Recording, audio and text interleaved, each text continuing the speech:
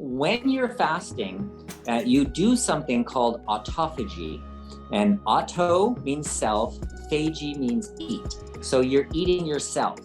And what that literally means is you're eating because you're not eating any food. Then your body's going, okay, I need food. Where am I going to get it? And it starts looking around for all of the waste stuff that's been in your body. So the way to cleanse is fasting, because your body starts looking for sources of protein.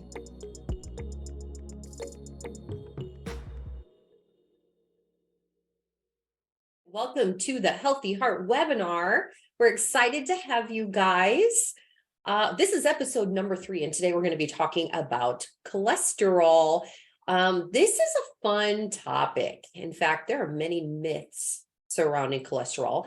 I feel like, ever since I remember going to college and hearing a lot about cholesterol and how dangerous it was, and you should go get your cholesterol checked at I think there was like a free place that students could go. And if it was over a certain number, that was scary. And you were probably eating too much bad food in the commons area, which we probably really were. But I just remember being really worried about it. And so I've loved learning from Dr. Saunders. I'm excited to go deep into that today and to learn more about how cholesterol affects our heart, because that's what we're here to talk about today, how to keep our heart healthy. And this webinar really was born out of a desire from all of you joining us today, wanting to learn more about, how to prevent heart disease, how to keep your heart healthy. What do I need to eat? I know I should exercise. What does that mean? I mean, there's just so many questions. And so that's why we're here. We're excited to have Cheryl with us. If you guys don't know Cheryl, man, you guys, she's just the best. She is the best. She writes, or actually, what is your title with Home Cares That Work? I think I'm the editor for Home Cares That Work. I put it all together and put it online. I think between her and Dr. Saunders, the two of them could give you some amazing education about a lot of things. Both of them practice what they preach. They do all the things that they talk to you about. And Cheryl also gets to engage with a lot of you with customer support. She oversees all of our customer support. And so she knows the stuff that's going on. She knows a lot of your questions. And so she'll probably even be asking some things here to Dr. Saunders, some things that you guys have asked.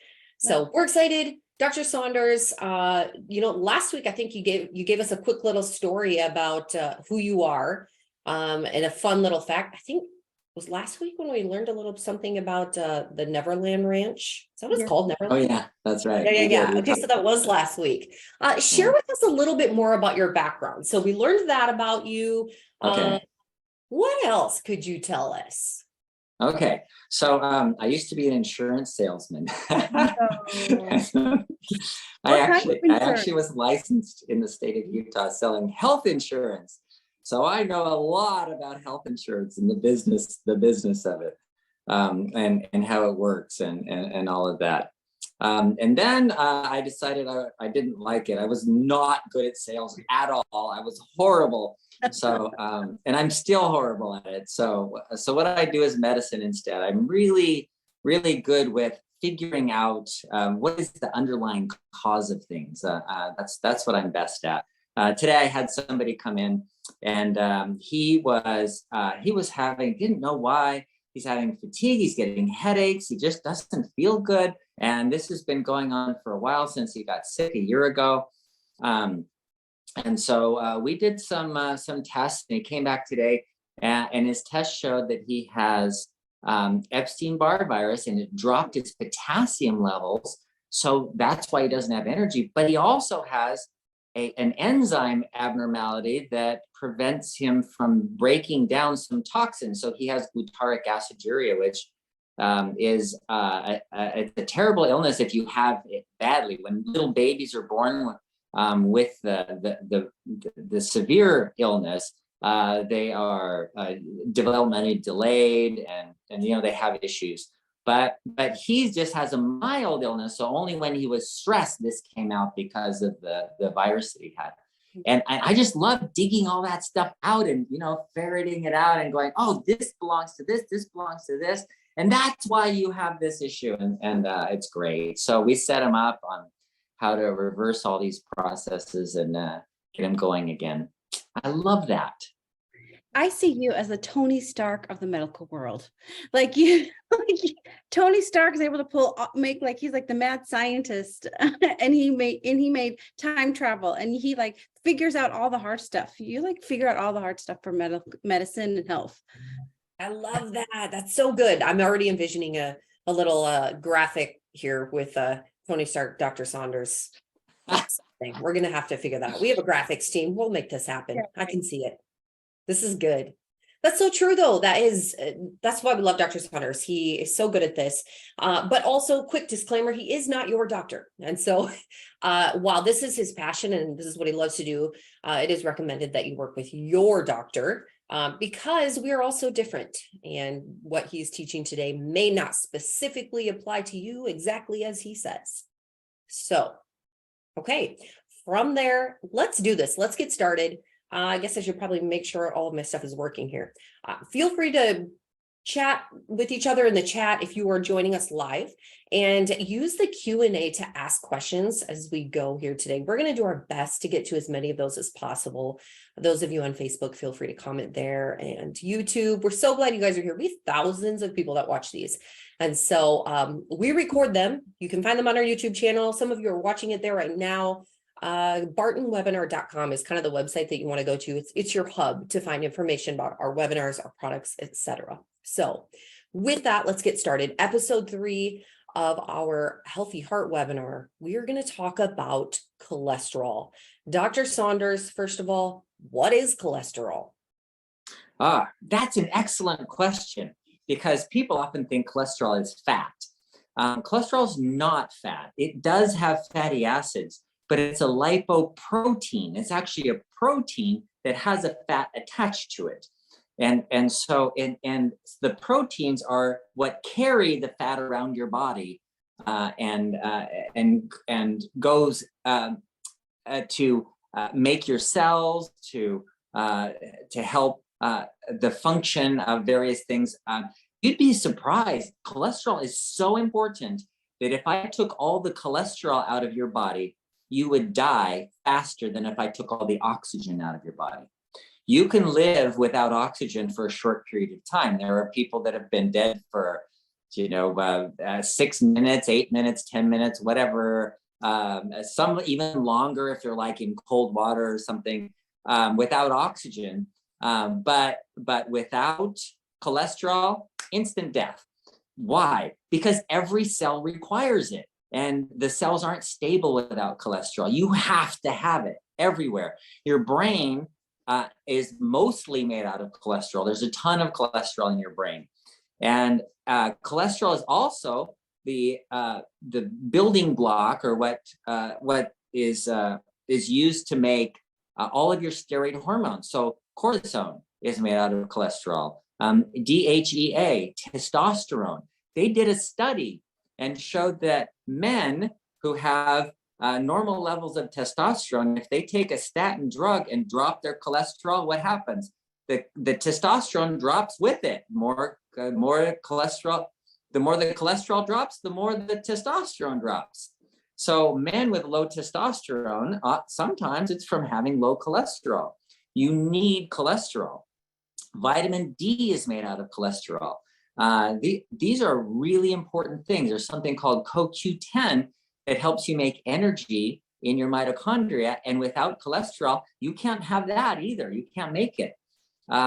So this is really important, that you have enough cholesterol. So what happened? How did we get to this place where everybody's saying, cholesterol's bad? When it's one of the most important things you have in your body. Well, here's what happened. A long time ago, in a galaxy far, far away, there was a group that was looking at the deposits that were in people's arteries, and they found that those deposits contained cholesterol. So they said, cholesterol must be the problem. So if you have high cholesterol, then you're going to get these deposits in your artery, and that's what's causing the problem. So they did some research, and they gave rabbits like a whole bunch of cholesterol, and it clogged up their arteries, and they go, aha, cholesterol's the problem. Um, and uh, and so then a drug came around, and the drug inhibited the enzyme that makes cholesterol, so that you could block that enzyme, so you could stop the production of cholesterol.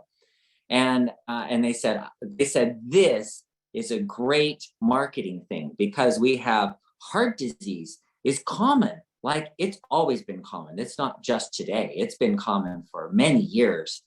And since it's common, people are going to need to take this cholesterol medication for their entire lives. That's really good marketing, right? Somebody who has to be on the pill, an antibiotic. What good is that? You take an antibiotic, you take 10 pills and you're done. And then the company has to go find someone else with an infection to sell their antibiotic to.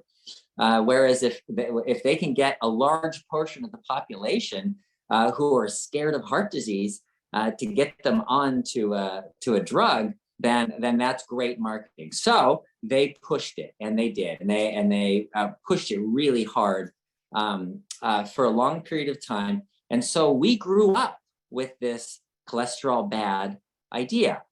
I thought it was bad. I just, I was shown in medical school. See, you cut open the blood vessels of someone who's passed away when you're doing anatomy class, and you can see the cholesterol deposits in their arteries. You go, aha, that's cholesterol. That's bad. Well, it turns out, though, that that's not the issue. The issue is not your level of cholesterol. The issue is inflammation. So when inflammation causes damage to the lining of the blood vessels, cholesterol is just the way that the body has of plugging it up, of repairing it, of patching it.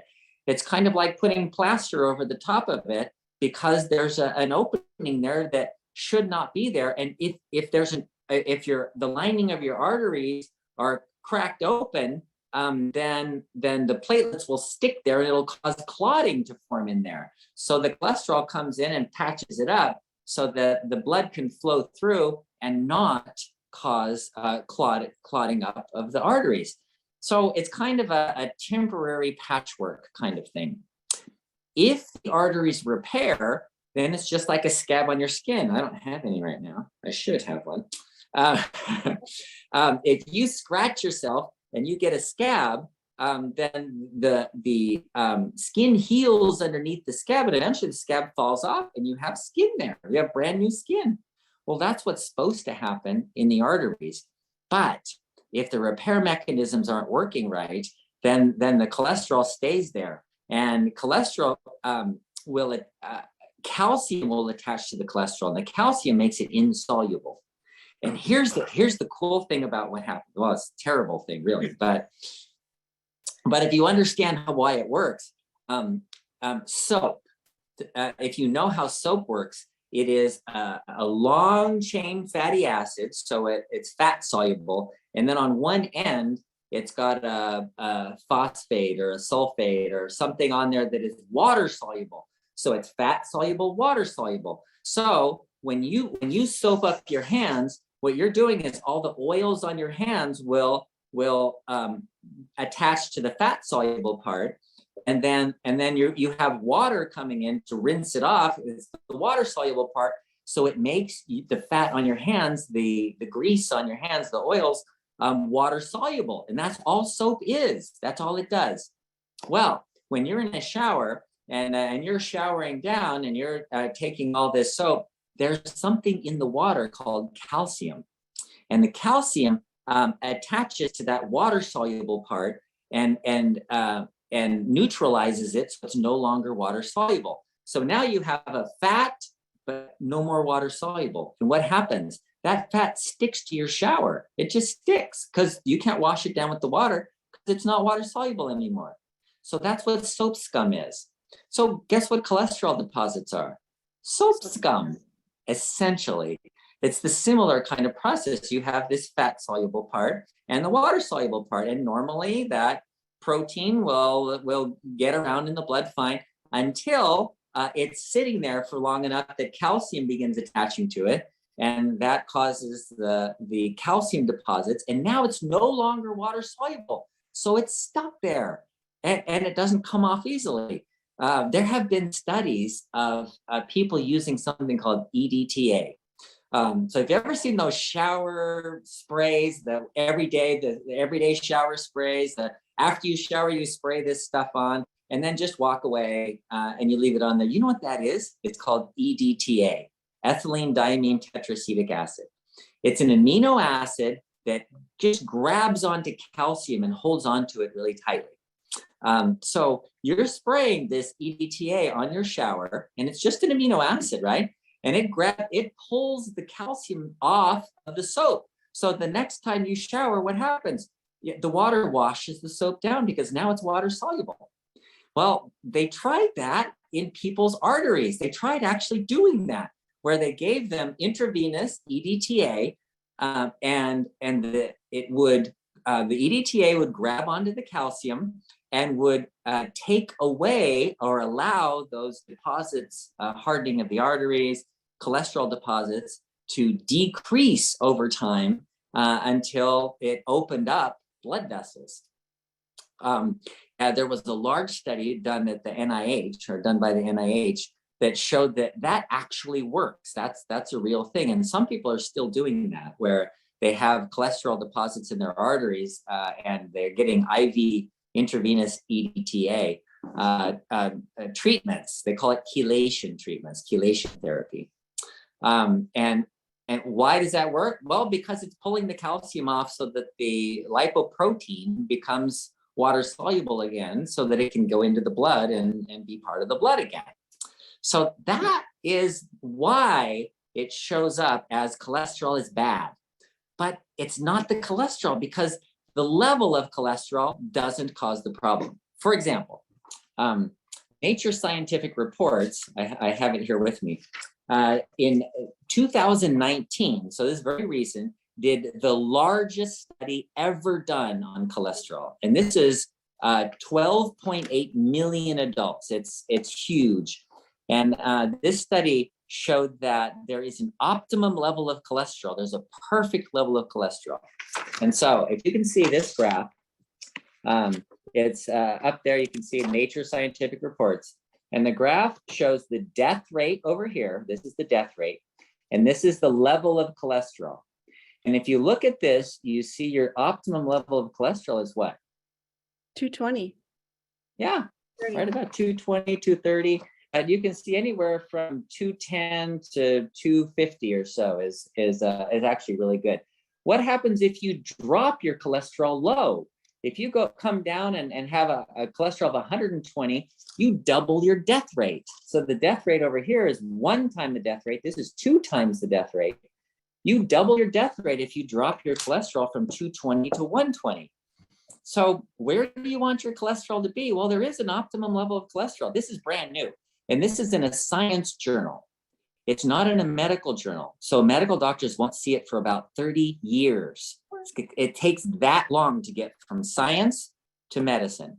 So I actually had a patient. I showed him that graph, and he said, "Can I have a copy of that?" And I'm like, "Yeah, sure." So he took it to his cardiologist and said, "Look, this is the perfect level of cholesterol." The cardiologist said, "I don't believe it. That's a bunch of junk," and wouldn't accept it. And that's that's essentially what cardiologists will do. Why? Okay, so now you need to know, why does the cardiologist tell you that you have to have the lowest cholesterol you could possibly have? Well, it's because of another study that was done many years ago, 20 years ago. And this study is called the Mr. Fit study. And it's 350,000 males that they put in this study, and they did the same thing. What's the death rate versus the cholesterol level? But they tricked everybody. They did a little twist on it. They said, what if we, because they got the same curve, the U-shaped curve. I'll show it to you in a second. They got the U-shaped curve for death rate, for total cholesterol. But they said, what if, instead of looking at death rate for any reason, what if we just looked at cardiovascular deaths? And they did that. And here's what they found. The Mr. Fit study. So they get this is the all-cause mortality. This is the total death rate. You can see that as the cholesterol comes down, the death rate goes up. You see that same thing that we saw in the other graph. But this red one here is the cardiovascular mortality. And you see it keeps going down until you get to about 120, and then it just barely goes up a little bit. So the cardiologists only look at the red line. They won't look at the all-cause mortality line. So they will tell you the more the better. And that's the problem with modern medicine, is we're so narrowly focused on just what we do. So if you go to a cardiologist, they're only looking at the heart, nothing else. And if you go to a rheumatologist, they're only going to look at inflammatory arthritis, and that's all, nothing else. And so what if they're related? And then they go, no, that's not my deal. That's their deal. So they don't look at the big picture. There's nobody looks at the big picture and says, wait a minute, that's not a good idea, because if you drop cholesterol, you drop testosterone. The cardiologist says, I don't care about testosterone. So this specialization is a problem, and that's what's causing a lot of these issues that we're dealing with. If I knew nothing about cholesterol, and at the beginning you were telling me all this, I'd be like, give me more cholesterol. I want all the cholesterol I can get. If it's helping my brain function, it's helping my steroids, if it's helping my hormones, like, why would you not want it? Like, it's so good for us. And yet there's this common misconception that it's so bad. But I've never heard a better example than the scab and the shower explaining cholesterol. That is amazing. So when the artery is built up and the cholesterol is attached to it to basically patch it up, what you're saying, if it comes off, does it leave an exposed, damaged artery, or how is that artery repaired?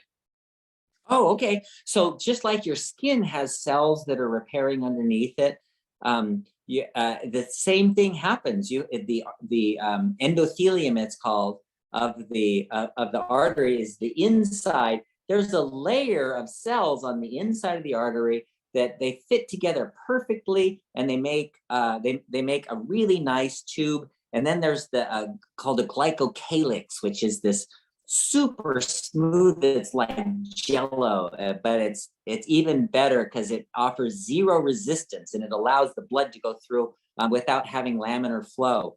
And so those cells will reproduce, and then they'll make the glycocalyx, and then the cholesterol will just fall off, just like a scab.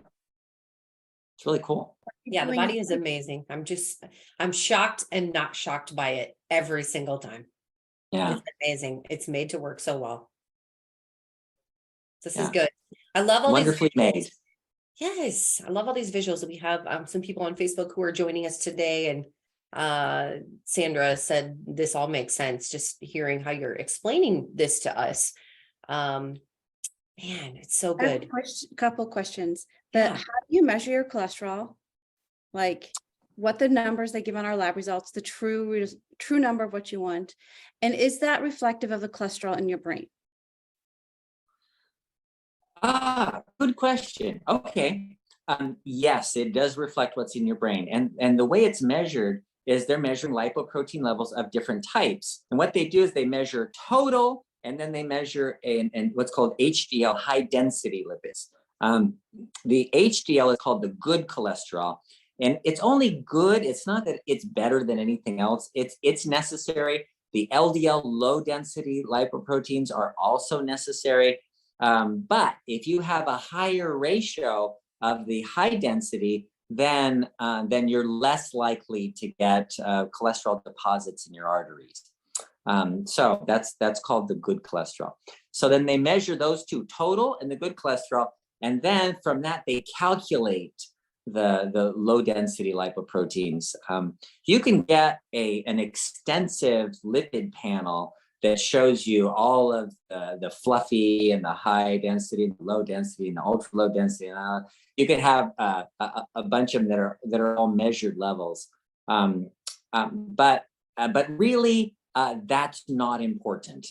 There are a couple of things that are important about lipoproteins. One is called LPA, lipoprotein A. That's a genetic thing that if you make a lot of it, it does make your lipids more sticky. And so if your glycocalyx is damaged, you're going to stick cholesterol on there really easily, and it doesn't come off as easily. So yeah, LPA could be a problem. But basically, your total cholesterol is not related to heart disease. Wow. I have to take notes. So, and I think I know the answer, but what creates, it's an inflammation that creates the problem in the first place. Yes. Okay. So the inflammation damages the lining of the artery. And when there's damage to the lining of the artery, that needs to be repaired. And so the patching up is kind of like the scab. And if the repair mechanisms work well, then it gets repaired and it's fine and it's done. But some people have problems with repair. And that's something that we're going to talk about a lot over time, is how to repair the blood vessels, because really heart disease, cardiovascular disease is about repairing the damage that's done. So for example, the spike protein from the coronavirus damages the lining of the arteries and veins, by the way. So it does damage to the endothelium in all over your body. They did a study on children, young men that had the vaccine and got cardiomyopathy from the vaccine, the coronavirus vaccine. And so Harvard took 50 children, young men that got cardiomyopathy from the vaccine, and then took 150 young men who got the vaccine who did not get cardiomyopathy. And they compared them. They did a whole bunch of tests. They tested a whole bunch of things.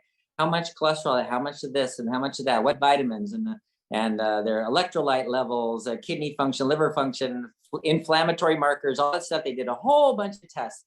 And the only consistent thing they could find was the young men that had the cardiomyopathy had a persistent circulating spike protein. So they give you the vaccine tells your cells make more spike protein, and you're supposed to make antibodies against the spike protein to get rid of it.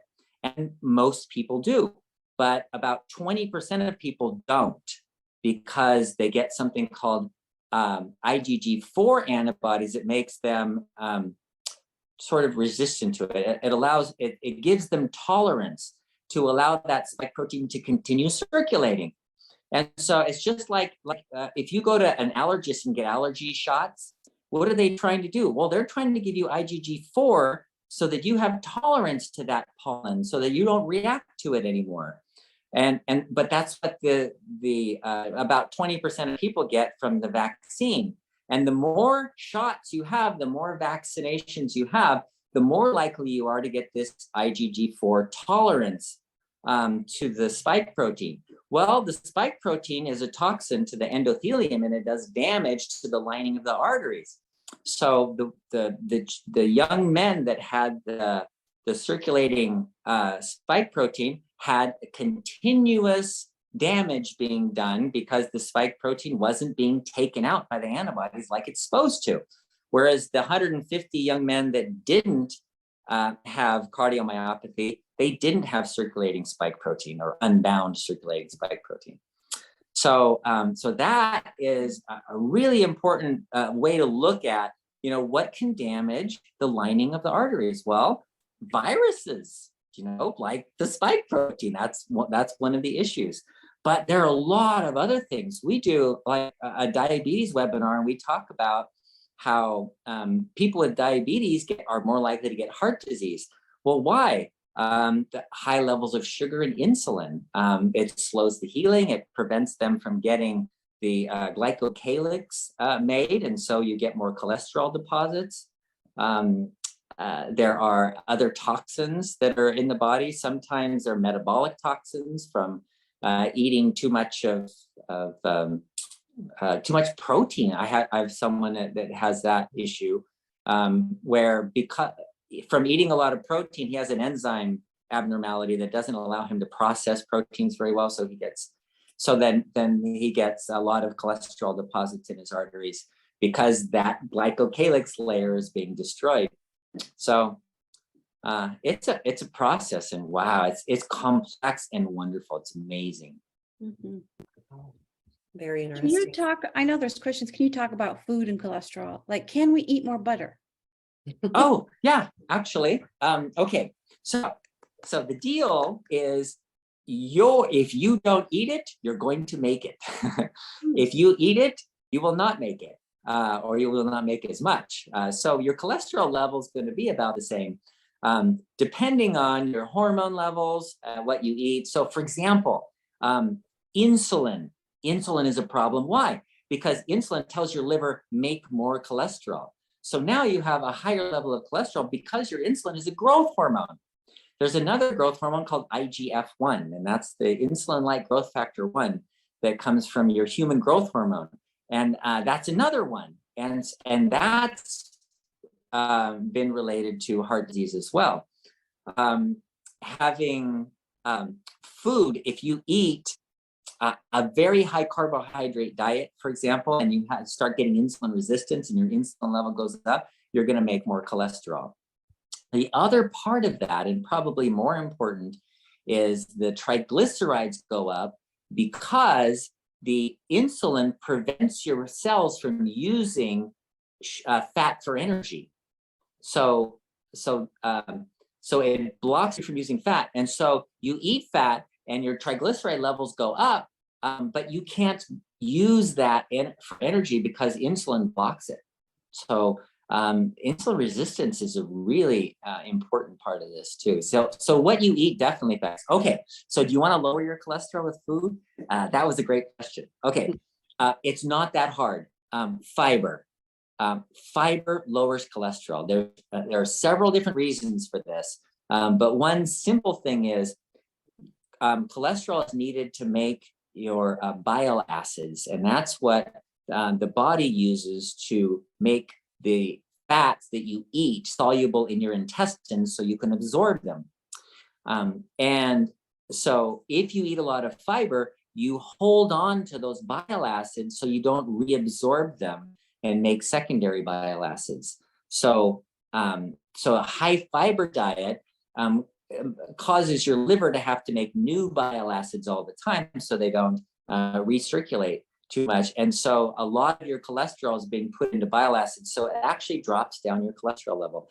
I had a guy who was, you know how some companies will pay you to have good numbers, like they measure your cholesterol, your hemoglobin A1C, your blood pressure, and they say, okay, if you meet these numbers, you get an extra $5,000 bonus or something like that.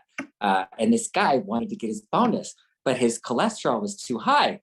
And they were using the cholesterol to HDL ratio, and it was over 4, and it needs to be under 4, in the 3 somewhere. So I said, how much time do you have? He said, 1 week. I said, so I said, okay, here's what you do. Don't eat anything but raw fruits and vegetables. Just eat raw foods, raw fruits and vegetables, nothing else, no fat or anything else. And then wait 5 days, do your test, and you'll have the results in time for your 1 week. And it worked. His cholesterol to HDL ratio came down. It was 3.5, 3.6, something like that. And he got his bonus. Nice. Did he give you a portion of it? No. That's awesome. Well, and you were talking about triglycerides being too high. Aubrey's asking, can you have triglycerides that are too low? Possibly. I don't know. That's a good question.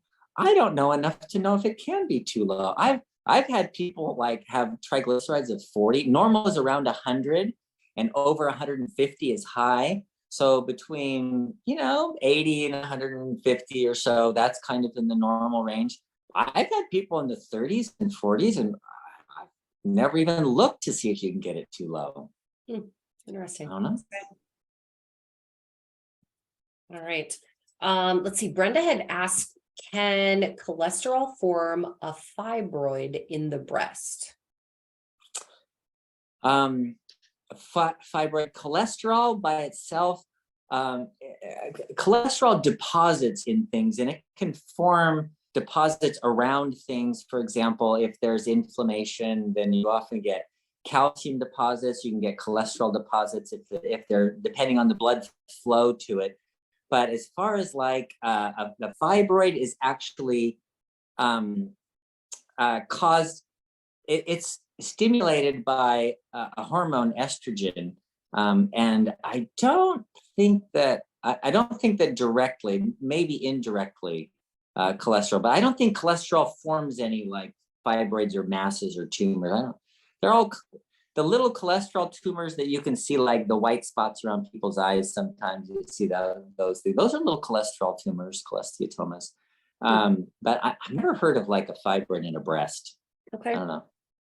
Okay. Let's see here. Butch, welcome to the webinar. We're glad you're here. Butch just had, let's see, a carotid artery ultrasound with the results of 48% stenosis, both right and left internal carotid arteries, 0 to 48%. Any ideas? Okay. Yes. Okay. So the value of that is that you have vascular disease. How do you know? Well, because you did a test, and the test says, but the actual percentage, whether it's 29% or 30% or 50% or whatever, that's not as important as knowing, okay, there's vascular disease here. What am I going to do to reverse this vascular disease? And the evidence shows what I was talking about before, what Cheryl asked about. How can you eat to change your cholesterol level? You can remove those fatty deposits by avoiding sugar. You want your insulin level to come down as low as possible. So you want to avoid eating sugar, but at the same time, you want high fiber. You want a lot of fiber in your diet because fiber helps you to lower the cholesterol, and your body will then use the cholesterol out of the arteries.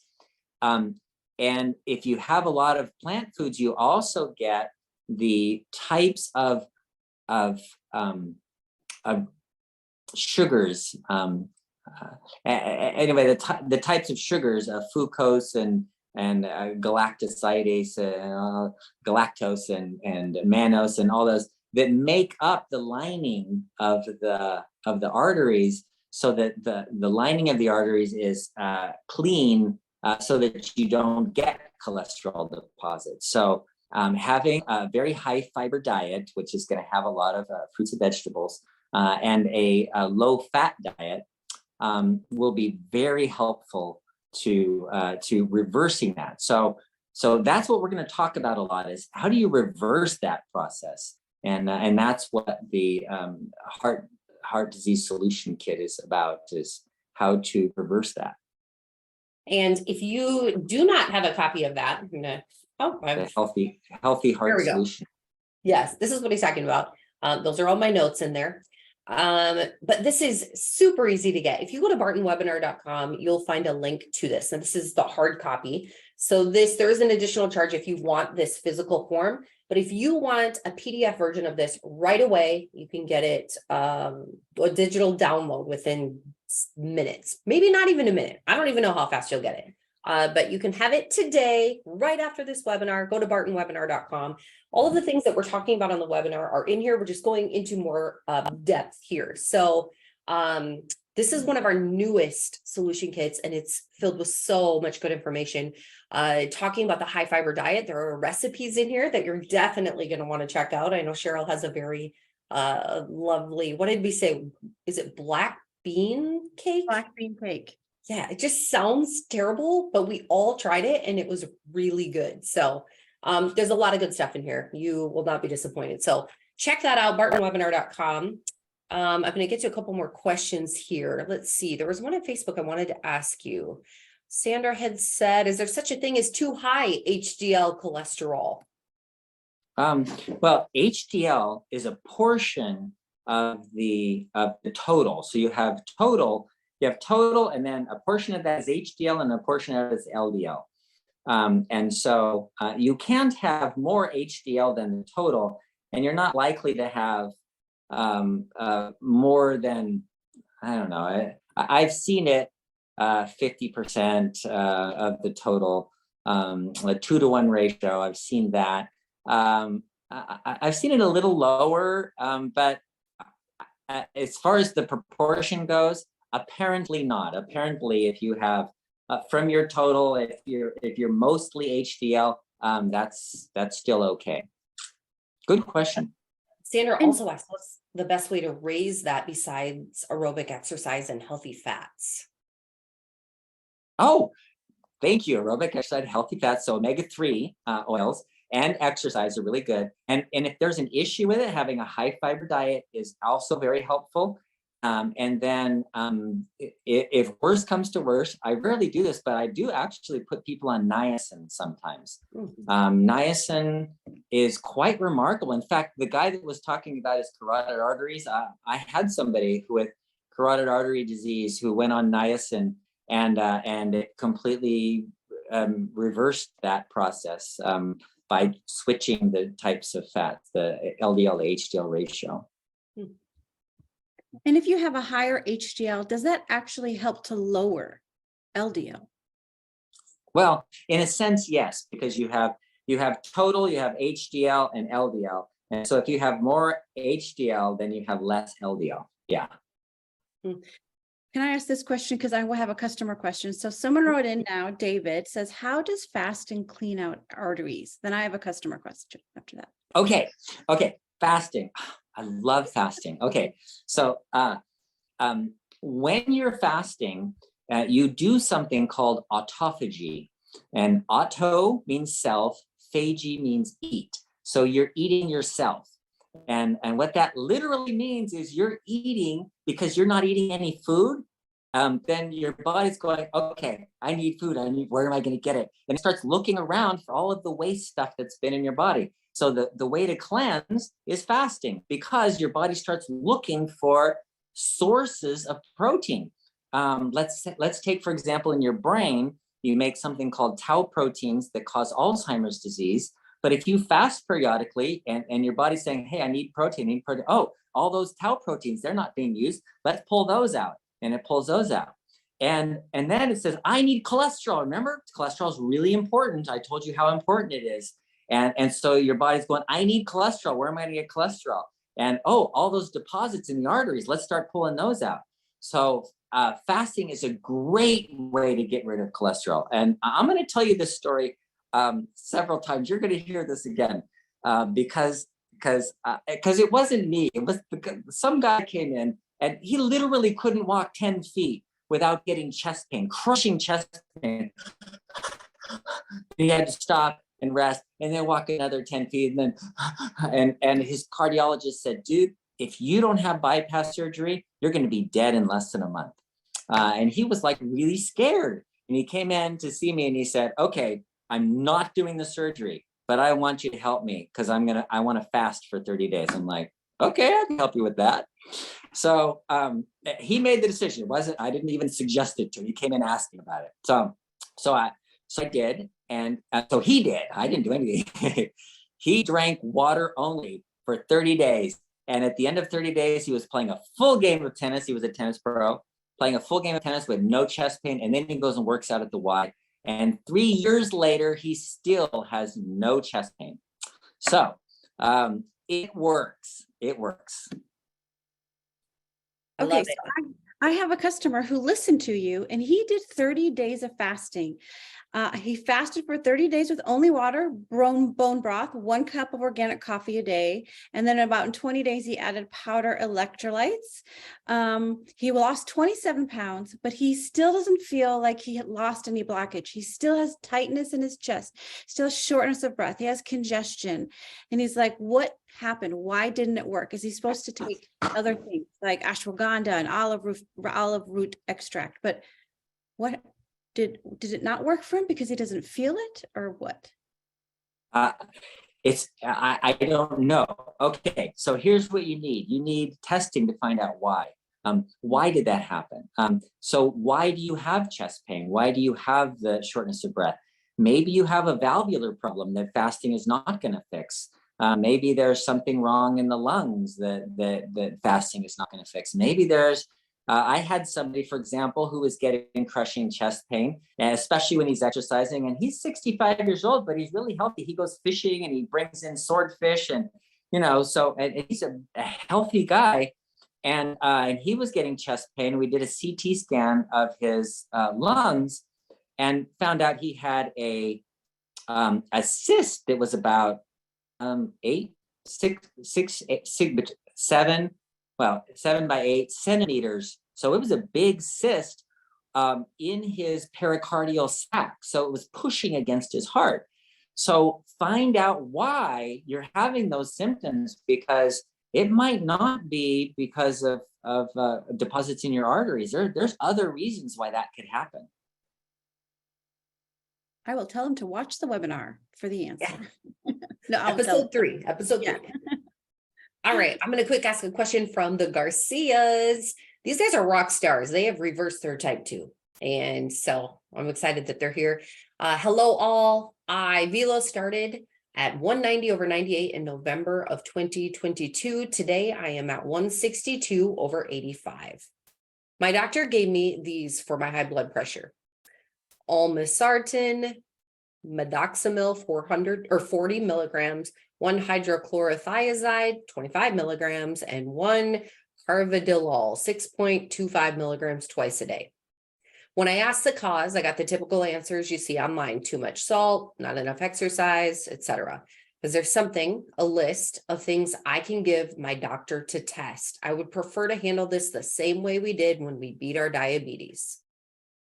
Okay, that's a great question. So what do you test for when your blood pressure is high? There's a good list of that. And so the fact that your blood pressure came down, your systolic came down from the 190s to the 160s is quite remarkable. So the first thing I would do in this kind of a case, because we've known each other for a little while, and I know what you've been doing, is I would have you measure your blood pressure morning and night, twice a day, morning and evening. It doesn't have to be night, morning and evening, for several weeks, so like 2 or 3 or 4 weeks. And during that period of time, I'm looking for trends, like what kinds of things, like, is it only high in the morning? Is it only high in the evening? Is it high all day long? Or is it only high when you go into the doctor and then it drops down to normal when you're at home and quiet and relaxed in morning and night? So there's a lot of patterns that show up. I had somebody who was measuring his blood pressure, and he would put the cuff on and he would push the button, and it would be 150/90. And then he'd push the button again, and it would be 147/88. And then he pushed the button again. And he said sometimes he'd have to push the button 10 times before his blood pressure would be normal. And then it would be normal. So that's another thing to do is when you first do it, consider that's, in the moment, that's what it is. And then try it again in a minute or two, and see how your blood pressure changes over time. So before you take medication, look at what is really going on. So you asked about tests. First test would be measure your blood pressure, a couple times a day, at least for a couple of weeks, to see, what's the range. Because if it comes down to normal sometimes, then you don't have an issue, or you have an intermittent issue that way, and not a permanent issue. So you don't need medications for that. And then there are other things to test for. If you have consistently high blood pressure and it's not going down, then you should know what your adrenal hormones are. That's cortisol, aldosterone, DHEA at a minimum. And I usually do metanephrines. That's epinephrine, norepinephrine. Those are useful. And then the renin-angiotensin or angiotensin to renin ratio, ARR. is often very helpful, because that tells you if you're putting out too much adrenal hormone, or if you're putting out too much, if the kidney's putting out extra renin that causes the blood pressure to go up. These tests can't be done while you're on blood pressure medications, because it changes them. The medications change them. And so of all those medications, I don't know, in your case, I probably wouldn't recommend any of them. So here's the deal with blood pressure. We talked about blood pressure last time, didn't we? Can I just refer everybody to watch last week's webinar and look at how blood pressure is not the problem. It's only a symptom. And so what you need to do is find out why your blood pressure is elevated. Good stuff. That was an amazing webinar, by the way. So be sure to check that out, guys. Actually, it's going up today, I think, if it isn't already. I can't remember for sure, but okay. We're going to run out of time. Oh no. All right. There's so many good questions on here. Oh, Cheryl, if you saw one you want to ask, feel free. Will I look at these? Oh, Krish is back. Hello, Krish. If one has total cholesterol, HDL, LDL, and also has a calculated VLDL, are all normal, except triglyceride alone is abnormal with a reading of 201. Is this risky for cardiovascular health? Yes, that's a great question. Yes, your cholesterol, so your cholesterol is below 200. Your HDL is less than a fifth of that, or more than a fifth of that. And so, and your HDL then is less than 120. Just to sort of get an idea of where it is. But your triglycerides are 200. That's risky. And that's the interesting part about it. And that's where, not in this study, but in other studies, it's shown that high triglycerides is a greater risk factor for heart disease than high cholesterol. And so watching your triglycerides, because remember, why do triglycerides go up? Well, insulin resistance, and that's what we were talking about. The insulin blocks you from using the triglycerides for energy. So they just go up in your blood and you're not using them. So there's more circulating around. If you get your insulin down, then the triglycerides will go into the cells where they're supposed to, and most of your energy will come from those triglycerides. That's the energy part of the fats that we burn. So high triglycerides, yes, yeah, that's a risk. Okay. Okay. Did you say that? I can only say it autophagy, because that's how it reads for me, because that's how my brain works. Autophagy. Yeah. Did you say that lowers plaque in the arteries? Yes. Okay. Well, it can. It takes out everything that's not being used. So it's not something that you can say, oh, if you fast for 3 days, you're going to lose this much plaque in your arteries. It just doesn't work. It's not that simple. But yes, I've had plenty of cases of that, both in people who have had peripheral vascular disease and cardiac disease. We had a question earlier. Oh, go ahead. Go ahead. We had a question earlier about someone was wondering about cholesterol in their breast tissue. And they said that they had a hysterectomy when they were 21. And 5 years ago, the doctor told her that the lump in her breast was cancerous. So I went and did a dry blood analysis, and he told me that I had a fibroid and a protein was around it to protect me. I thought that might be cholesterol. The doctor has now said if it was cancer, I would have been dead a long time ago. Yeah. Okay, that makes sense. So a fibroid is actually a fibrous tumor. It's actually made of fiber, and it's connective tissue, and it just forms a mass, and then there's protein forms around it, and that's Okay.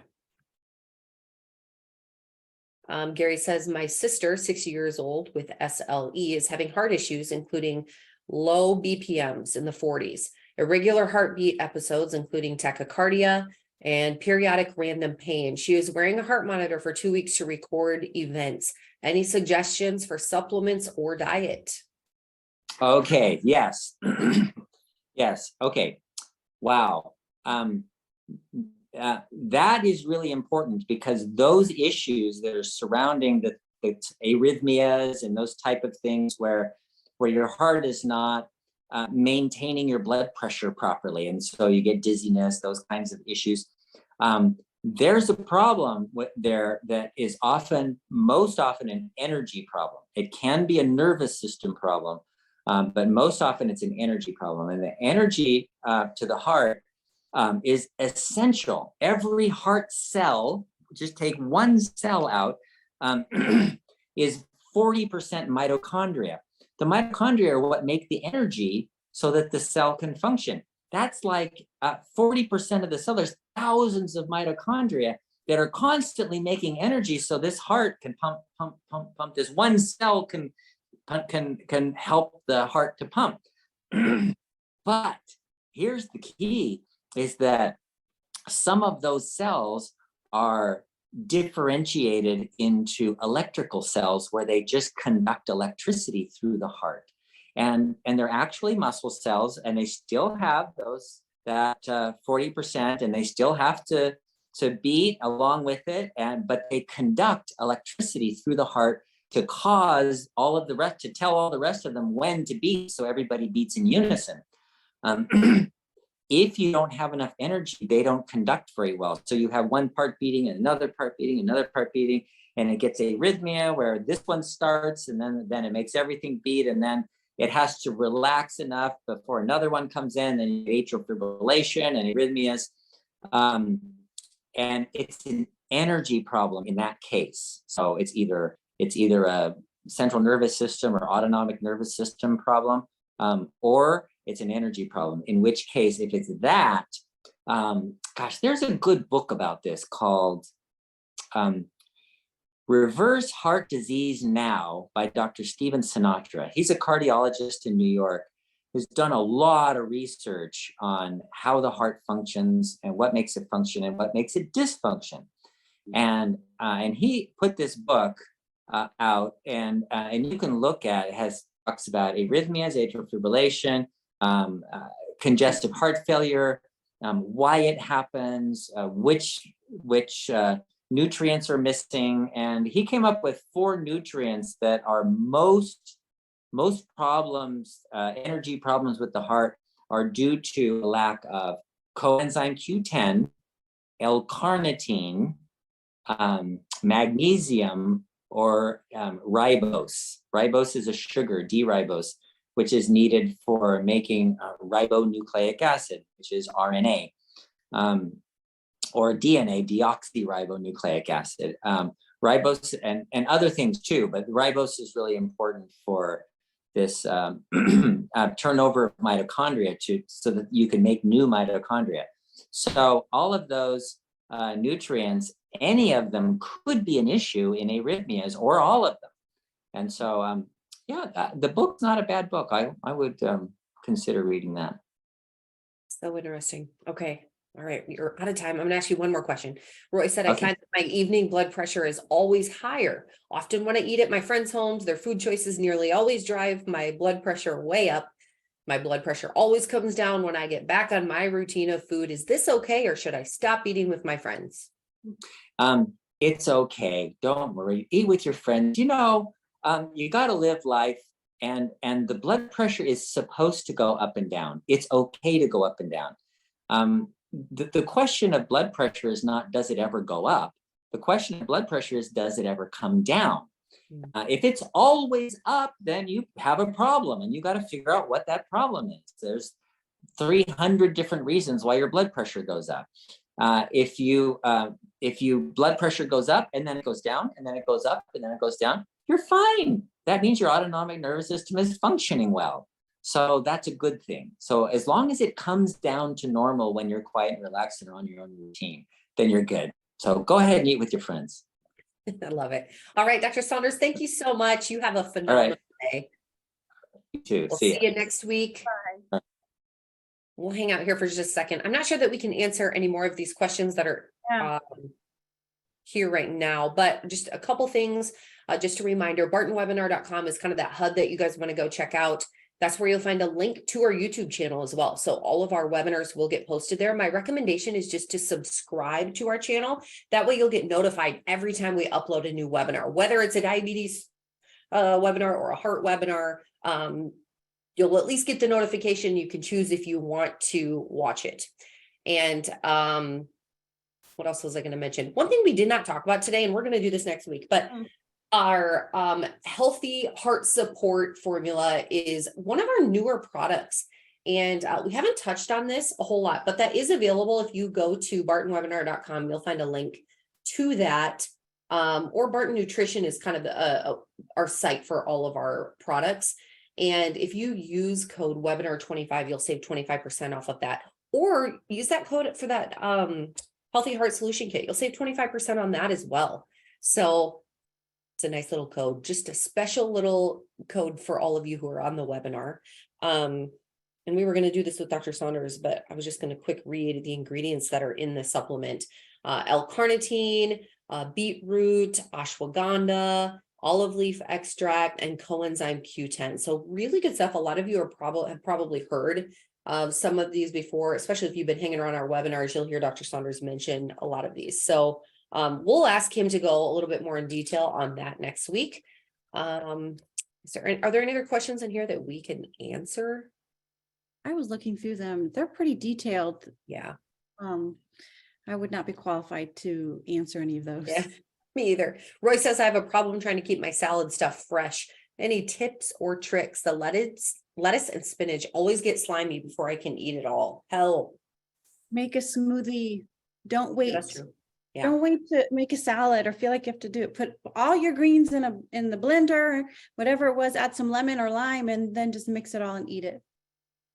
You know, I've been starting to, with some things, I've been starting to put them in mason jars, and then I'll put a paper towel in it as well to just absorb some moisture. It kind of depends on what it is. I do that for a lot of like vegetables and fruits for my kids.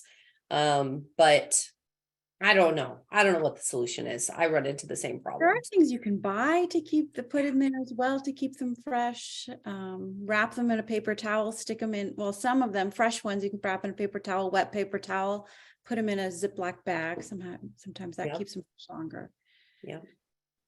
I don't like slimy spinach either. Oh gosh, I know. In fact, I just made something with spinach yesterday, and about half of it was good. Okay, I think that's it for us today. This was so fun though, guys. Thanks so much for being here. Come back again next week. And a reminder, we do have 2 webinars each week, one diabetes type 2 focused, and the other one is our healthy heart. And Dr. Saunders is here for both of those. So really, really good time to ask those questions. I think that's it. So we'll see you guys next week. Bye. Have a good one. Bye-bye.